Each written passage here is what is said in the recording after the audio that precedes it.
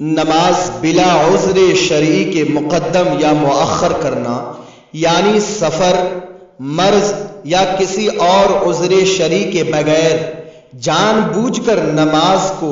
اس کے وقت سے پہلے یا بعد میں ادا کرنا، اللہ عز و جل ارشاد فرماتا ہے فَخَلَفَ مِن بَعْدِهِمْ خَلْفٌ أَضَاعُوا الصَّلَاةَ وَاتَّبَعُوا الشَّهَوَاتِ فَسَوْفَ يَلْقَوْنَ غَيًّا إِلَّا مَن تَابَ۔ ترجمہ کنز الایمان، تو ان کے بعد ان کی جگہ وہ ناخلف آئے جنہوں نے نمازیں گوائی اور اپنے خواہشوں کے پیچھے ہوئے، تو ان قریب وہ دوزخ میں غی کا جنگل پائیں گے مگر جو تائب ہوئے۔ پارہ نمبر 16 سورہ مریم۔ حضرت سیدنا ابن مسعود رضی اللہ تعالیٰ عنہ نے اس آیت مبارکہ کی تفسیر کرتے ہوئے ارشاد فرماتے ہیں کہ نماز ضائع کرنے کا مطلب یہ نہیں کہ انہیں بالکل چھوڑ دیتے تھے، یعنی نماز بالکل ٹوٹل چھوڑتے نہیں تھے، نماز پڑھتے تھے، بلکہ نماز پڑھتے تھے لیکن وقت گزار کر نماز پڑھتے تھے، تھوڑا لیٹ سے یا ٹائم سے پہلے نماز پڑھتے تھے۔ امام التابعین حضرت سیدنا سعید بن مسیب رضی اللہ تعالیٰ عنہ ارشاد فرماتے ہیں وقت گزار کر نماز پڑھنے کا مطلب یہ ہے کہ کوئی شخص ظہر کی نماز کو اتنا لیٹ کر دے، اتنا مؤخر کر دے کہ عصر کا وقت شروع ہو جائے اور مغرب کا وقت شروع ہونے سے پہلے عصر کی نماز نہ پڑھے، اسی طرح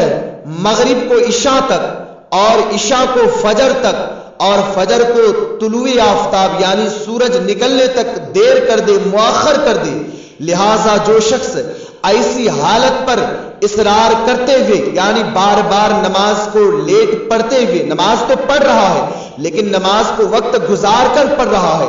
اور جو انسان بار بار ایسا کرے اور ایسی حالت میں مر جائے اور وہ انسان توبہ نہ کرے تو اللہ عز و جل ان کے ساتھ غی جو ایک جہنم کی وادی ہے اس کا وعدہ فرمایا ہے۔ گئی جہنم کی ایک ایسی وادی کا نام ہے جس کا پیندہ بہت پست اور عذاب بہت سخت ہے۔ جہنم کے دوسرے مقامات سے زیادہ غی کا جو غی وادی ہے یہاں کا عذاب زیادہ سخت ہے۔ اب ذرا سوچیں میرے بھائیوں کہ محض اللہ فرماتا ہے جو نماز کو مؤخر کر کے، جو نماز صرف وقت گزار کر نماز تو پڑھے لیکن ٹائم نکال کر وقت گزار کر اگر نماز پڑھ رہا ہے، لیٹ نماز پڑھنے کی وجہ سے اللہ تعالیٰ اسے غی جو جہنم کے عذاب کا ایک ایسا وادی ہے جو بہت بھینکر اور بہت خطرناک خوفناک ہے، تو دیر سے نماز پڑھنے والوں کو اس جہنم کی وادی میں ڈال دے گا۔ تو جو انسان بالکل ٹوٹل ہی نماز نہ پڑھے اس کا حشر کیا ہوگا، اس کا حال کیا ہوگا، ہم اور تم